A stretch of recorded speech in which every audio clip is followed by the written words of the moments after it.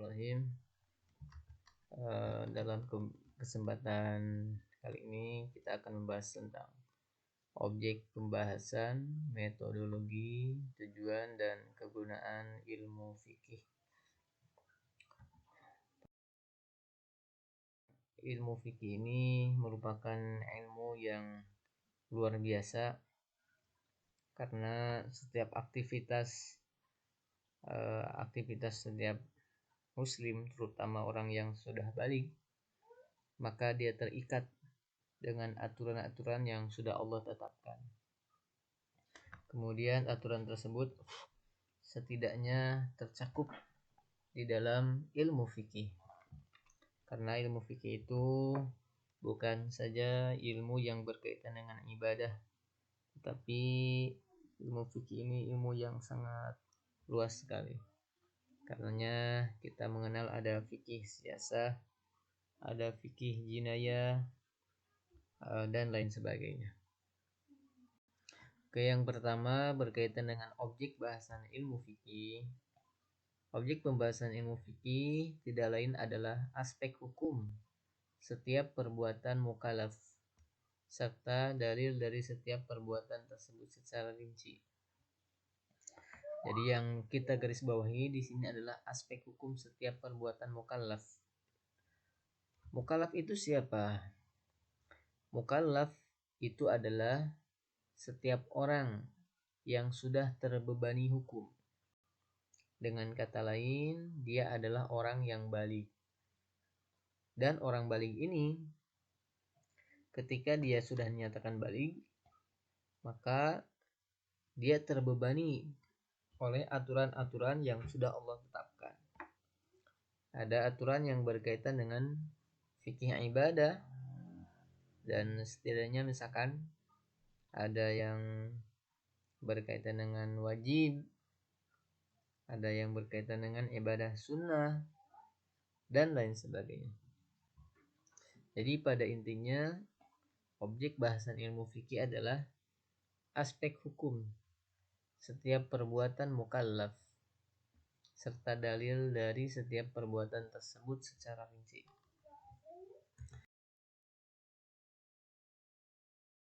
Berikutnya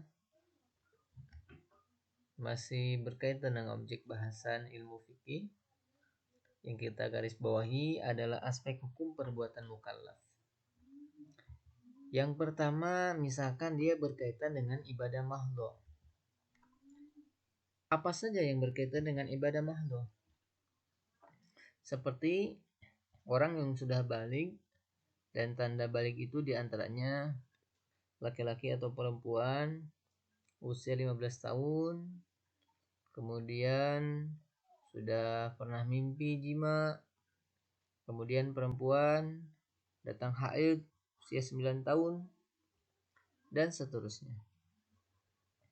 Ketika tanda-tanda baligh itu sudah muncul, maka di sanalah dia sudah terbebani oleh kewajiban-kewajiban yang sudah Allah tetapkan. Atau dengan kata lain, dia sudah baligh atau mukallaf. Ketika dia sudah mukallaf, maka pasti timbul pertanyaan, bagaimana cara melaksanakan sholat yang baik dan benar? Bagaimana cara berpuasa? Apakah puasa itu cukup lahiriah saja atau termasuk batiniah? Kemudian bagaimana cara membayar zakat, terutama zakat fitrah? Bagaimana niat zakat? Dan seterusnya. Kalau misalkan dia nanti ada harta lebih berkaitan dengan ibadah haji, maka bagaimana tata caranya ibadah haji? Karena itu orang yang mau berangkat ibadah haji selalu ada bimbingan, selalu ada manasik yang tujuannya adalah bagaimana dia bertindak dan beraktivitas di dalam menjalankan ibadah hajinya agar pertama kewajibannya gugur, yang kedua ibadah hajinya mabrur, dan ketika ibadah hajinya mabrur, maka harapannya dia akan menjadi pribadi yang lebih baik. Nah, itu yang pertama, berkaitan dengan ibadah mahdhah. Karenanya kita mengenal ada fikih ibadah. Bagaimana cara sholat? Kalau misalkan di dalam fikih Syafi'iyah itu ada syarat sholat, ada rukun sholat. Bahkan sebelum itu ketika wudhu pun ada syarat-syarat wudhu, ada rukun wudhu. Kemudian ada hal-hal yang membatalkan terkait dengan wudhu, dan seterusnya. Itulah fikih ibadah. Kemudian sebetulnya masih banyak berkaitan dengan fikih ibadah. Bagaimana dia berkurban, kemudian bagaimana i'tikaf, itu juga termasuk kategori fikih ibadah. Termasuk tadi bagaimana dia bersuci, mandi besar seperti apa, haid tata caranya seperti apa. Nah, itu kan ada ketentuan hukum tertentu. Yang berikutnya, aspek hukum berikutnya adalah berkaitan dengan hukum perdata. Dalam kaidah lainnya atau bahasa lainnya itu dikenal juga berkaitan dengan ahwalus syakhsiyah, atau ahwalus syakhsiyah ini lebih dikenal juga dengan istilah hukum keluarga. Apa saja berkaitan hukum keluarga ini? Yang pertama, misalkan bagaimana tanggung jawab kepala keluarga kepada keluarganya. Bagaimana harta yang berkaitan dengan harta warisan dan seterusnya. Ini bagian daripada hukum keluarga. Bagaimana cara mendidik keluarga dan seterusnya. Kemudian yang berikutnya tentang fikih muamalah. Tapi di sini fikih muamalah dalam arti sempit. Karena ada fikih muamalah dalam arti yang luas, ada fikih muamalah dalam arti sempit. Kalau dalam arti sempit ini, fikih muamalah diartikan sebagai aktivitas yang berkaitan dengan ekonomi. Seperti apa saja? Contohnya, orang yang sudah akil baligh, yang sudah mukallaf, maka dia harus tahu bagaimana tata cara jual beli yang benar, bagaimana sewa menyewa dan lain sebagainya. Terutama pada kondisi saat ini yang aktivitas ekonomi sudah sangat mudah, bisa melalui ujung jari saja. Nah, itu harus dipahami. Bagi pelaku usaha, jangan sampai memberikan penawaran foto yang berbeda dengan barang aslinya. Kalau misalkan dia jualan A, jualan tas, gambar tas yang dipromosikan di media online itu adalah hasil dari software, hasil dari pengolahan citra, sehingga tampilannya menarik, dan dia sampaikan ini adalah foto asli, padahal bohong. Ternyata ketika orang melihat, wah tertarik, harganya sekian. Setelah beli ternyata yang datang, wah jauh beda. Ada perasaan yang tidak puas, ada perasaan yang dianggap sebagai penipuan. Karena itu jual beli tersebut bisa jadi tidak sah. Kenapa demikian? Karena apa yang ditawarkan itu berbeda dengan barang aslinya. Nah, itu setiap orang, jiwa-jiwa entrepreneur yang kekinian harus tahu bagaimana cara bermuamalah, bagaimana jual beli online yang benar. Misalkan harga sama harga tidak di markup, ada diskon, tahu-taunya harganya dinaiki, padahal aslinya tidak segitu. Kemudian tadi misalkan cara mempromosikan barang yang dipromosikan, kalau asli ya bilang asli, kalau tidak asli ya bilang tidak asli. Kemudian yang berikutnya, kalau misalkan ada kerusakan ya bilang ada kerusakan, kalau tidak ada ya tidak ada, dan seterusnya. Itu dibahas di dalam fikih muamalah. Kemudian yang berikutnya ada fikih siasah. Di antara hal yang berkaitan dengan fikih siasah, misalkan bagaimana seseorang dalam melakukan hubungan hukum dengan masyarakat yang luas. Kemudian misalkan dengan lembaga-lembaga yang ada di dalam masyarakatnya, bagaimana dia berlaku, bagaimana dia bergaul, dan seterusnya. Itu bahasanya ada dalam fikih siasah. Kemudian dan lain-lain. Ada nggak yang lain-lain? Ada. Misalkan yang berkaitan dengan ahkamul qadha. Ahkamul qadha ini maksudnya apa? Seperti ini misalkan. Seseorang yang mau menikah, perempuan ataupun laki-laki, ketika usianya masih di bawah atau dianggap belum dewasa. Dalam undang-undang perkawinan yang terbaru, usia laki-laki dan perempuan minimal 19 tahun. Misalkan apabila kurang daripada 19 tahun, maka dia harus minta izin. Ya. Izinnya kemana? Nah, itu kan ada ketentuannya. Misalkan dia izin datang ke pengadilan agama, itu yang berkaitan dengan ahkamul qadha. Atau misalkan berkaitan dengan dispensasi nikah yang tadi. Atau yang berikutnya tentang penetapan ahli waris.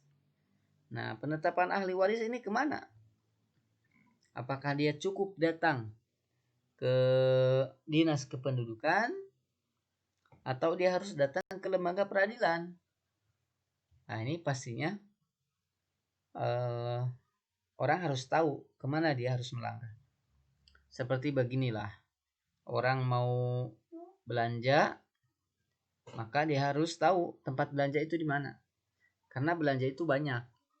Kalau belanja elektronik, tidak mungkin datang ke toko sayuran. Kalau dia mau belanja ATK, tidak mungkin dia datang ke toko elektronik. Jadi harus tahu. Karena itu fikih ini sangat luas cakupannya.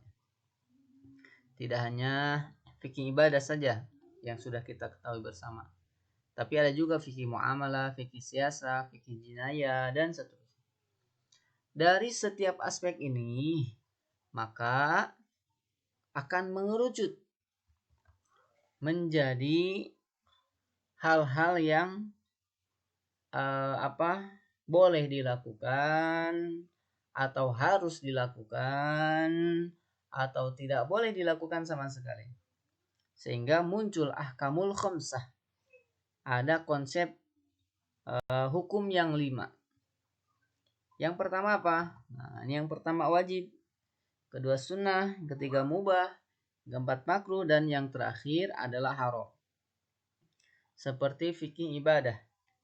Orang yang sudah bisa melaksanakan sholat, maka dia misalkan wajib melaksanakan sholat.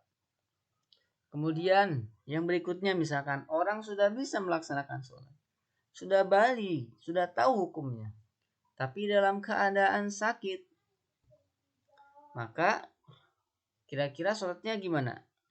Tetap wajib. Ya.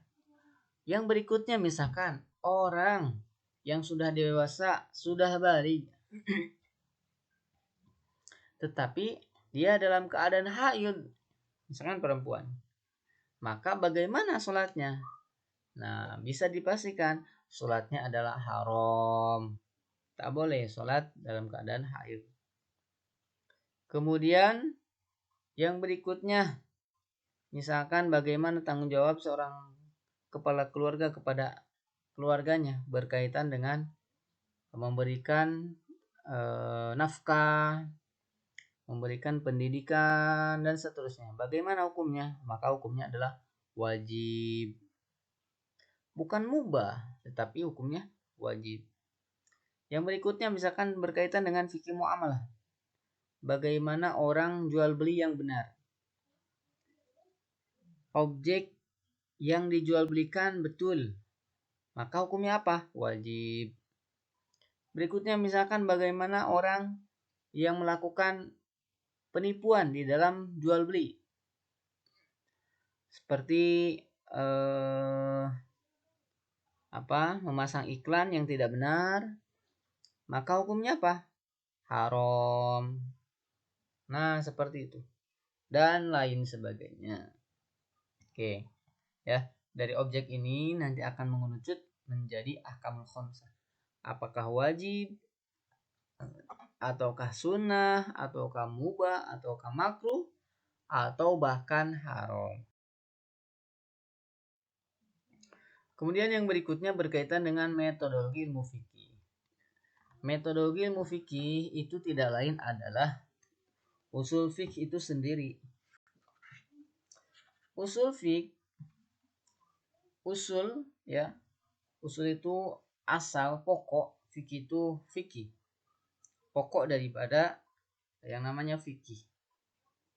Dan kalau misalkan kita melihat sejenak berkaitan dengan ta'rif atau definisi usul fikih, ada seorang ulama yang terkenal, misalkan Al-Hudoribik mendefinisikan usul fikih itu adalah sekumpulan kaidah untuk mengeluarkan hukum-hukum syara dari dalil-dalilnya. Atau misalkan yang lainnya, Abu Zahra memberikan definisi bahwasanya usul fikih itu adalah satu metode yang memberikan batasan-batasan dan menjelaskan cara-cara yang lazim ditempuh oleh seorang ahli hukum Islam, atau dikenal juga dengan faqih, di dalam mengeluarkan hukum-hukum dari dalil-dalilnya, serta mengurutkan dalil itu sesuai dengan kekuatannya. Misalkan mulai dari Al-Quran, kemudian sunnah, dan seterusnya.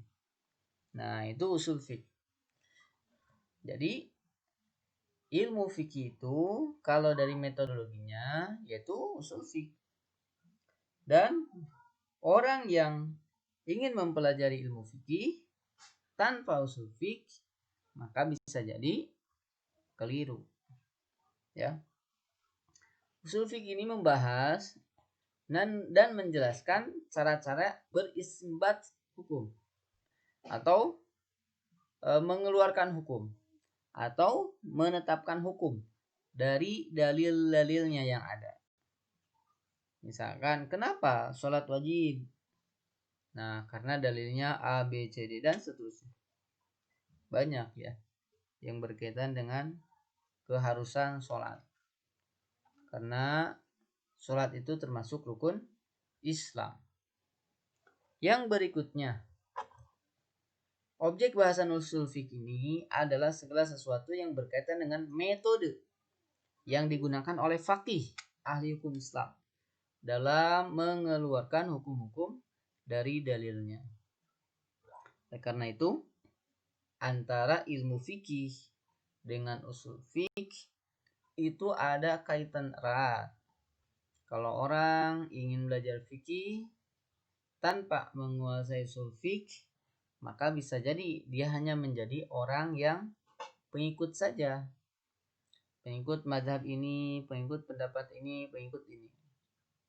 Kalau misalkan orang yang belajar ilmu fikih dan dia menguasai usul fikih, maka bisa jadi dia tidak hanya sebagai orang yang mengikuti, tapi bisa jadi menjadi orang yang at-tabi', yang ikut disertai dengan pengetahuan dalil-dalilnya. Tidak hanya misalkan dia tahu misalkan dalam pendapatnya imam ini bahwasanya haid itu batasan maksimal adalah 15 hari. Dasarnya apa? Ya, harus tahu dasarnya. Kalau dasarnya tahu, maka dia tidak saja disebut sebagai taklid, tapi ittiba. Oke. Kita lanjutkan pembagian hukum dalam usul fiqh. Oke, pembagian hukum dalam usul fiqh setidaknya di sini digambarkan ada dua bagian. Walaupun yang lain itu ada yang menambahkan dengan rukhsah dan azimah. Tapi yang kita bahas di sini adalah hukum taklifi dan hukum wada'i. Hukum taklifi itu mencakup tadi ahkamul khamsah. Ada wajib, ada sunnah, ada boleh, ada makruh, dan ada yang haram. Kalau hukum wada'i itu hukum yang berkaitan dengan sebab akibat, syarat, al-mani', kemudian sah dan batal. Nanti selengkapnya dibahas di dalam kajian usul fikih.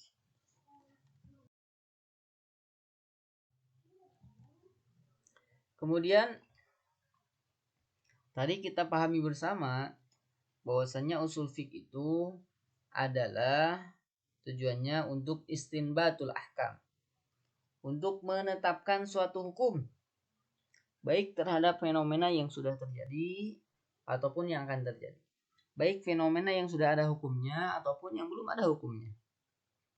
Itu di dalam atau dikaji di dalam usul fikih.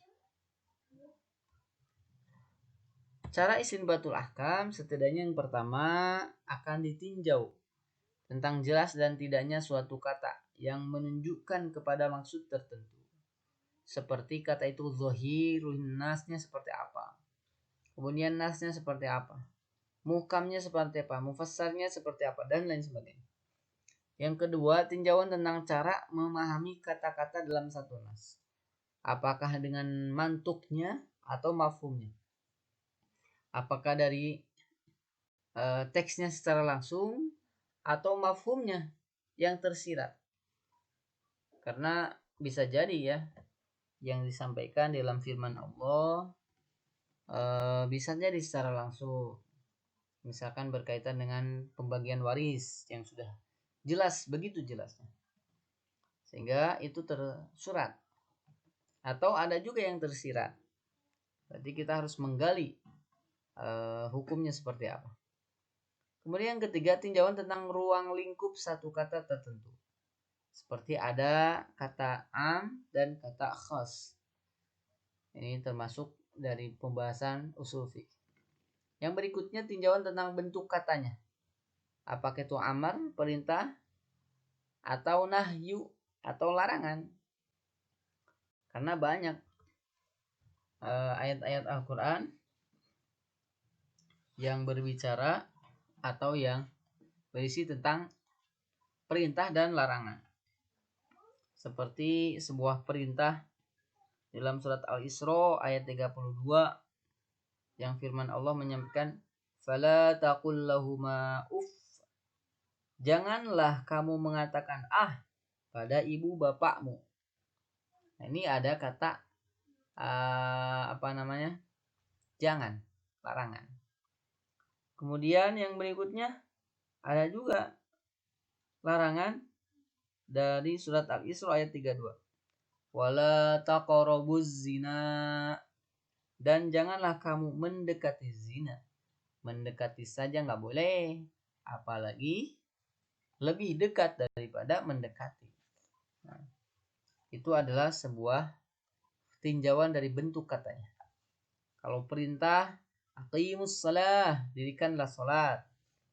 Wa atuz zakah, dan keluarkanlah zakat. Nah, itu juga sama. Tentang perintah. Oke. Nah, yang kelima, pembahasan tentang kaidah-kaidah yang perlu mendapatkan perhatian serius dalam memecahkan masalah-masalah yang tidak terdapat nasnya. Seperti apa? Ada teori maqasidus syariah. Tujuan daripada syariat Allah diturunkan kepada manusia itu apa saja? Misalkan Asy-Syatibi menyebutkan ada 5 ya. Ada hifdzul zin, ada hifdzul akal, hifdzul nafs, dan seterusnya. Nanti ada pembahasannya belakang. Kemudian misalkan berkaitan dengan hak Allah. Kemudian berkaitan juga dengan hak Adam. Karena hak Allah dengan hak Adam itu beda. Kalau hak Allah misalkan seperti ibadah-ibadah misalkan ya. Karena atau seperti orang yang melakukan dosa kepada Allah, maka itu menjadi hak Allah. Apakah Allah akan mengampuni atau tidak? Dan Allah itu Maha Pengampun. Dan ada hak adami. Hak adami itu seperti utang piutang. Utang piutang ini berkaitan dengan hakul adami. Yang satu sama lain antara manusia itu kalau dia misalkan hubungannya adalah antar manusia, maka harus diselesaikan dulu. Kemudian pembahasan seputar hakim, yaitu sebuah konsep yang harus ditekankan bahwasanya Allah sebagai penetap hukum. Itu harus diketahui bagi orang-orang yang bergelut di dalam usul fikih. Kemudian yang ketujuh, tinjauan tentang mahkum fih. Siapa mahkum fih ini? Artinya perbuatan mukallaf yang diberi hukum. Itu mahkum fih. Selanjutnya ada mahkum alaih.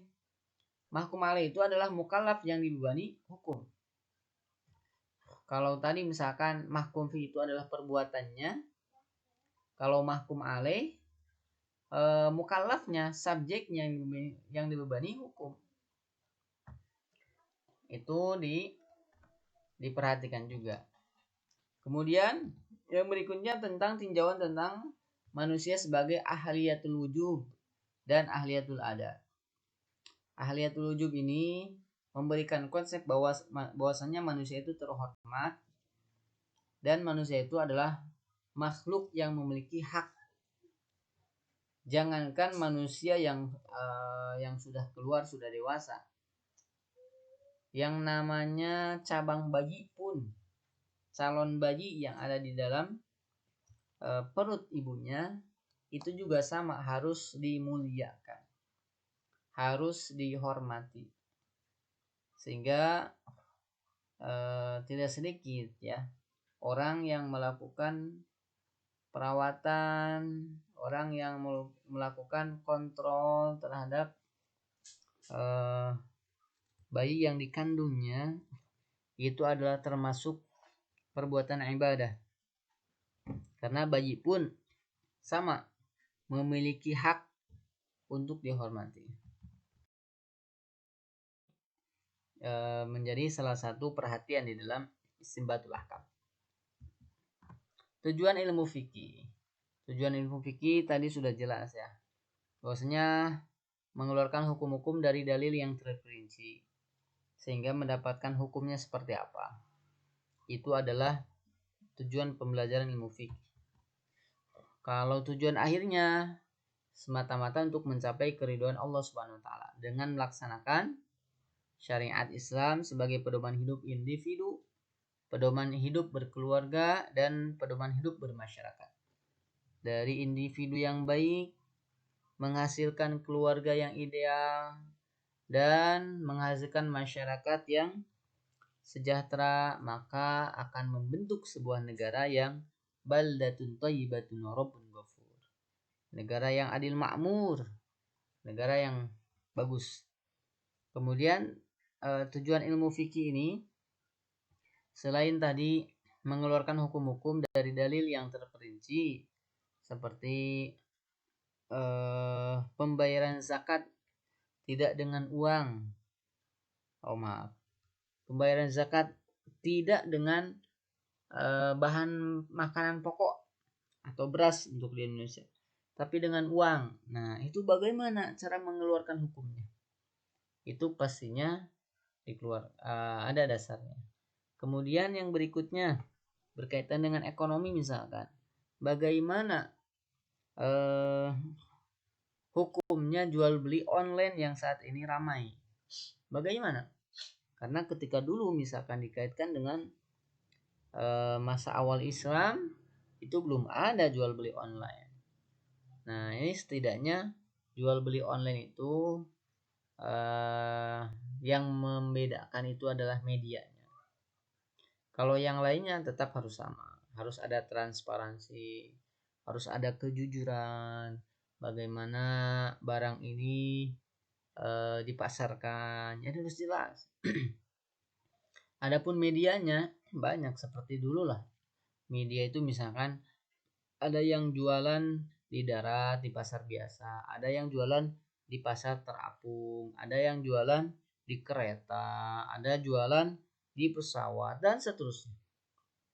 Itu adalah medianya.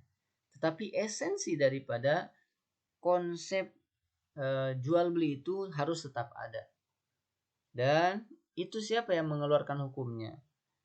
Istinbatul ahkamnya dari usul fikih. Kemudian usul fikih ini kan metodenya. Hasilnya disebut sebagai fikih. Karena itu belajar ilmu fikih ini sangat penting. Bukan saja untuk urusan untuk urusan yang sifatnya perkuliahan, tapi lebih jauh daripada itu juga lebih penting. Tujuan hukum Islam secara konsep, Imam Asy-Syatibi telah menyebutkan konsep maqasidus syariah. Maqasidus syariah ini ada 5 konsep yang ditekankan. Yang pertama, syariat diturunkan itu semata-mata untuk hifdzuddin, menjaga agama kita. Kemudian yang berikutnya, agama diturunkan atau syariat diturunkan semata-mata untuk menjaga diri, hifdzun nafs. Karena itu tidak diperkenankan orang yang bunuh diri. Tidak boleh orang yang merusak dirinya.